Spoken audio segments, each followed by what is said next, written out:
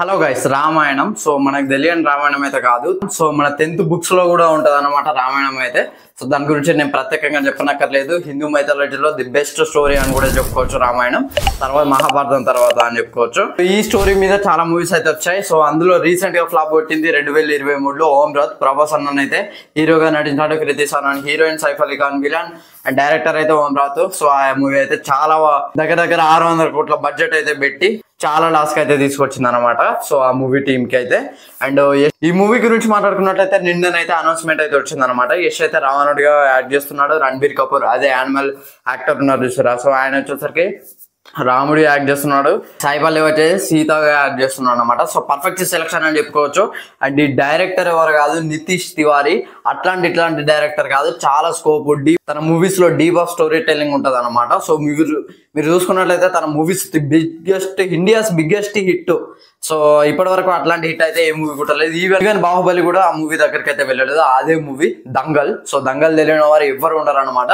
అమెరికాతో తీసి హిట్ అయితే కొట్టాడు. సో ఎట్లాంటి ఐటమ్ సాంగ్స్ అట్లాంటి ఏవైతే ఏముండే అనమాట, జస్ట్ ఓన్లీ ప్యూర్ స్టోరీ ఉంటది అనమాట. సో దంగల్ మూవీ మీకు తెలిసిందని ప్రత్యేకంగా అయితే చెప్పనక్కర్లేదు. సో దంగల్ మూవీతో అయితే 2000 కోట్ల ప్రెస్ అయితే కొట్టాడు అనమాట.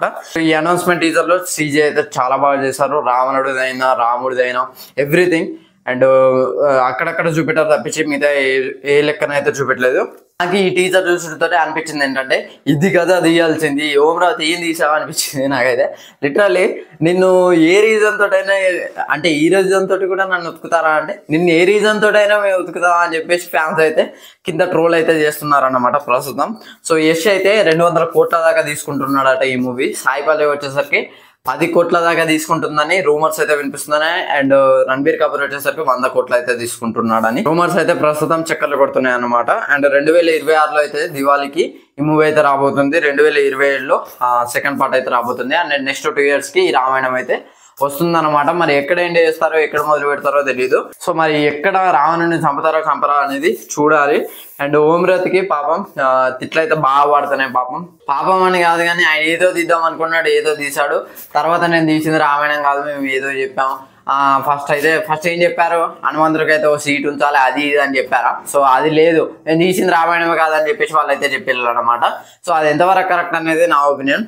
సో టీజర్ లో అయితే బీజం అయితే ఏఆర్ రెహమాన్ అయితే చాలా బాగుంది. అండ్ ఇంకోటి ఏఆర్ రెహమాన్ గారితో పాటు ఇంకొకరు కూడా వర్క్ చేస్తారు. బీజం అయితే వేరే లెవెల్ అనిపించింది నాకైతే ఆ టీజర్ అనౌన్స్మెంట్ లో. బ్రహ్మ విష్ణు శివుడు డిస్ట్రాయర్, విష్ణువు కాపాడేవాడు, ప్రొటెక్టర్ అనమాట. సో బ్రహ్మ వచ్చేసరికి క్రియేటర్, సృష్టించేవాడు.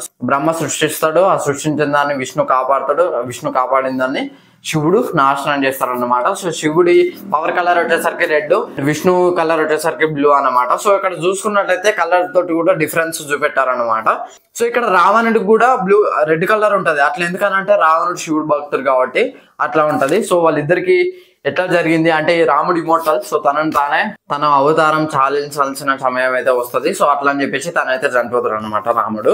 సో టీం అయితే చాలా కష్టపడిందని చెప్పుకోవచ్చు. అండ్ ది బెస్ట్ వర్క్ అని కూడా చెప్పుకోవచ్చు. సో గ్రేట్ కాస్టింగ్ అని చెప్పుకోవచ్చు.